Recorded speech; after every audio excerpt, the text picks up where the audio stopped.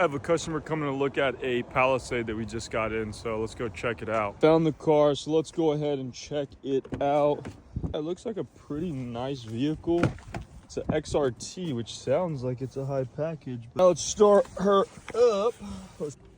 Oh, no juice. Worries. We'll learn how to use a jump box. Go ahead and hook up the negative and then the positive, and let's see if she's got some juice. We got a light, so that's good. Here we go. She's on.